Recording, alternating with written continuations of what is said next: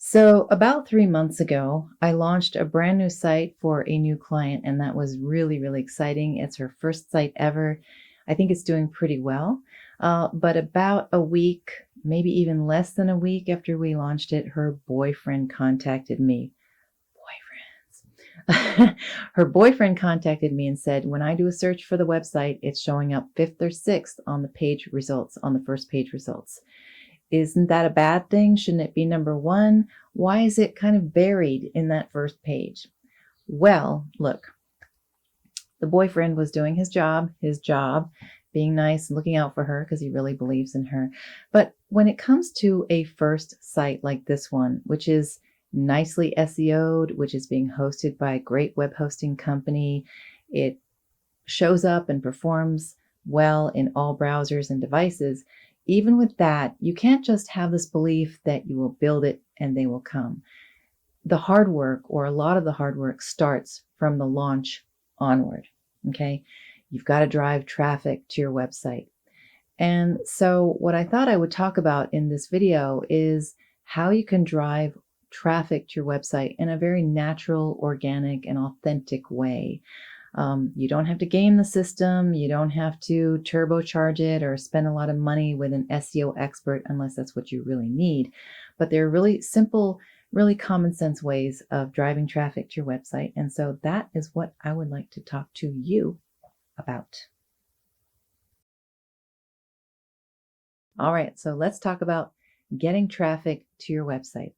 All right, so before I get started, I just want to run over a few things. I'm kind of assuming that if you have a brand new website, I really hope that it's nicely SEO'd. In other words, every page on the website has its own title and description. You've got a Google Analytics account set up and you've put the tracking code on your website.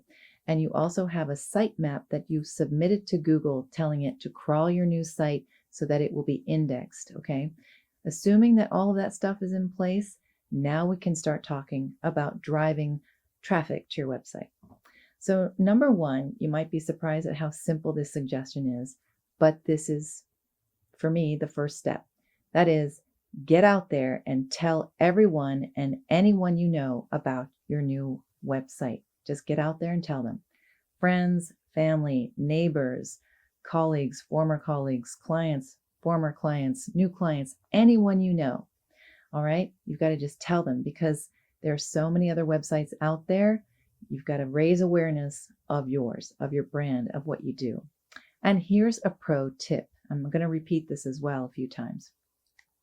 Don't just tell people that you have a brand new website because the thing is, they'll say, oh, that's great. Okay. And then they'll just move on with their lives.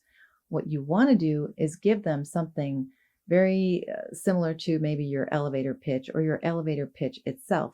You basically want to talk about what you do, who you serve, and the great results you get for them. All right. So if you are, let's say, a personal trainer who works with women and you help them get into shape and lose weight, that's what you're going to tell people.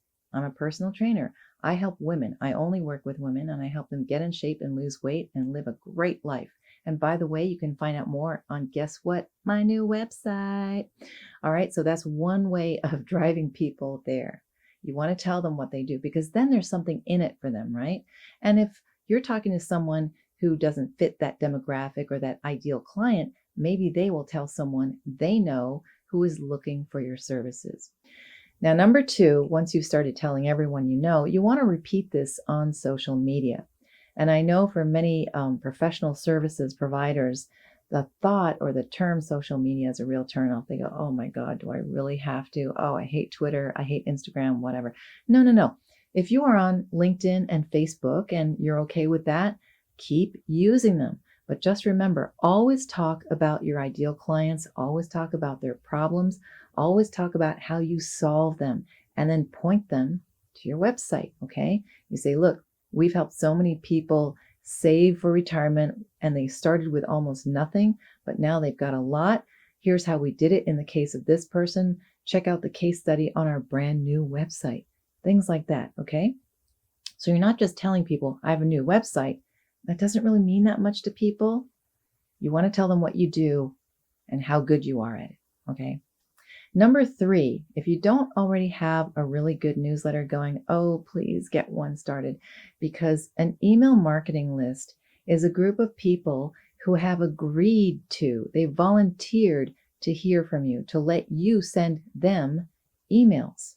So take advantage of that. Every time you have a special offer, you have a new website, you have a new service, you're offering a discount, or you have an event that you want people to attend, mention it in your email newsletter, which you publish on a regular basis, and then give them a link back to your website. And if your website is brand new, again, tell them about that and tell them what they can get from that and drive them to the website. These are all common sense, non-techie, and in my opinion, pretty easy ways of getting traffic to your website. It may not be huge, but it will pick up over time. Now, the fourth thing I want to mention to you is this. If you really need to, and especially if you have a physical location, get a Google business profile. Just like the analytics and the console, a Google business profile is free to set up, and it makes a huge difference because that's what appears on the right side of a page when people look up your business by name. And when it appears, it'll have a link to your website. So you're going to drive them to your website through that. It'll have maybe even directions to your location. It'll have contact information and your hours. You can also put reviews and pictures on there. It's really helpful. Just make sure that the profile matches everything on your website. But that is a huge help in terms of SEO and, of course, driving traffic to your website. Okay. So you see, I told you this was not going to be very techie or complicated. It's just, common sense in terms of driving traffic to your website. And you'll find over time that the awareness of your brand has really grown, that there are more people coming to your website. All you have to do is log into your Google Analytics and you'll see it. The number of people going to your site is rising. The amount of time that they're spending on your website is lengthening. And you'll also be able to fine tune your SEO over time because you'll see what kind of terms are working or not working in terms of people finding you on the web. All right, so I hope that this has been helpful to you. I sure have enjoyed telling you about this. And if you need help with any of this, please let me know. Just contact me and I'd love to work with you. So thanks again for your time, and I will talk to you soon again in my next video. Bye.